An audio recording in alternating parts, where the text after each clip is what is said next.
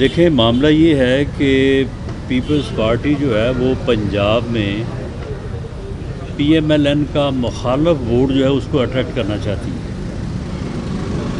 تو سیاسی طور پہ وہ ہمارے خلاف بات کر کے ہی ہمارا مخالف ووٹر جو ہے اس کو اٹریکٹ کر سکتی ہے. لیکن ہم یہ خیال کرتے ہیں اور ہماری یہ سوچ ہے کہ وہ اوئے توئے کا کلچر، وہ مخالفوں کو جو ہے وہ گالیاں دینا اور اپنے لوگوں سے کہنا کہ وہ مخالف سیاستدانوں کو دیکھ کے ان کو گالیاں دیں، اس کلچر نے پچھلے 5 سال پونے 4 سال جب پی ٹی آئی کی حکومت رہی ہے تو پاکستان کی سیاست کو اور جمہوریت کو ناقابل تلافی نقصان پہنچایا. ہم یہ سمجھتے ہیں اور ہم توقع کرتے ہیں کہ پیپلز پارٹی کی قیادت جو ہے وہ الیکشن کے حوالہ سے بات کرتے ہوئے ان جمہوری روایات کو اور ان اقدار کو جو ہے وہ پیش نظر رکھے گی.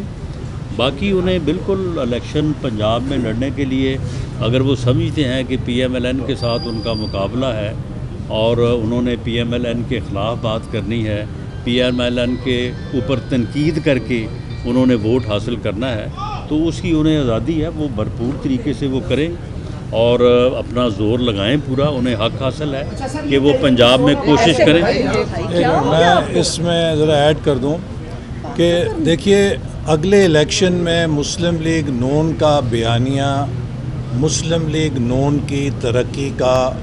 ایجنڈا اور کارکردگی ہوگی. 2018 میں 2 جماعتیں آزمودہ تھیں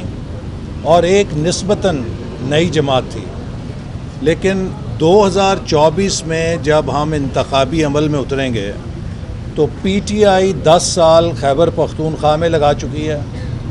پیپلز پارٹی 15 سال سندھ میں لگا چکی ہے اور مسلم لیگ نون 2008 سے 18 10 سال پنجاب میں لگا چکی ہے، جبکہ اس کے بعد عثمان بزدار کے 5 سالوں سے ہماری کارکردگی پہ گرہن لگانے کی کوشش کی گئی. لیکن اس کے باوجود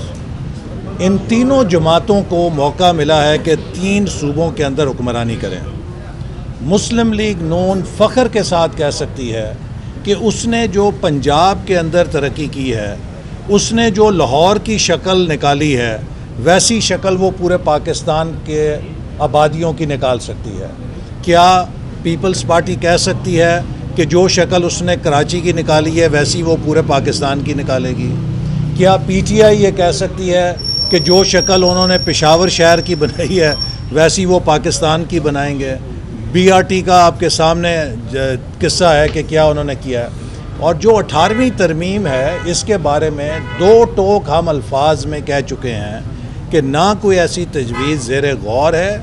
نہ کوئی ایسی تجویز پہ ہم یقین رکھتے ہیں، بلکہ 18ویں ترمیم ادھوری ہے. مسلم لیگ نون 18ویں ترمیم کو مکمل کرے گی اور وہ یوں ادھوری ہے کہ 18ویں ترمیم کا مقصد اقتدار کو مرکز سے ڈیوالو کر کے عوام تک لے جانا تھا. اس کے پہلے مرحلے میں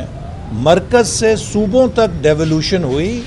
لیکن صوبوں سے نیچے وہ ڈیولوشن ابھی ادھوری ہے. تو ہم انشاءاللہ تعالیٰ اپنے منشور میں بھی یہ کہہ رہے ہیں کہ ہم پاکستان کے لیے ایک مضبوط بلدیاتی نظام کے ذریعے اس ڈیولوشن کو جس کی صوبوں کے اندر بریکیں لگ گئی تھیں اسے نیچے کی سطح تک لے کے جائیں گے، تاکہ پاکستان میں مضبوط بلدیاتی اداروں کے ذریعے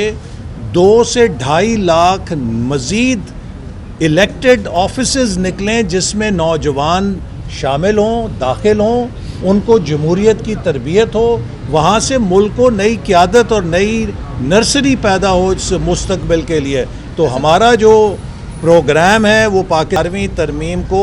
اس کے منطقی انجام تک پہنچانا ہے تھرو اسٹرانگ لوکل گورنمنٹس. اور پی ایم ایل این جو ہے، پی ایم ایل این واضح طور پہ یہ اعلان کرتی ہے کہ 18ویں ترمیم جو ہے اس میں جو کچھ ڈیوالو ہو گیا ہے اسے فردر صوبوں سے ضلع کی سطح پر اور عوامی سطح پہ لوکل باڈیز کی سطح پہ ڈیوالو تو کیا جا سکتا ہے، لیکن کوئی چیز جو ہے وہ رول بیک کرنے والی یا جس طرح کا خوف پیپلز پارٹی پیدا کر کے ماحول پیدا کر کے وہ الیکشن سلوگن بنانا چاہتی ہے، ایسی کوئی بات نہیں۔ احسن صاحب آپ نے بالکل صحیح کہا کہ جو آپ پر الزام لگایا دانیال عزیز صاحب نے، آپ بالکل اس کے ذمہ دار اس کو چھوڑیں، آپ اس کو کیا پارٹی نے شو کا نوٹس دیا ہے، اس کا جب جواب آئے گا دیکھیے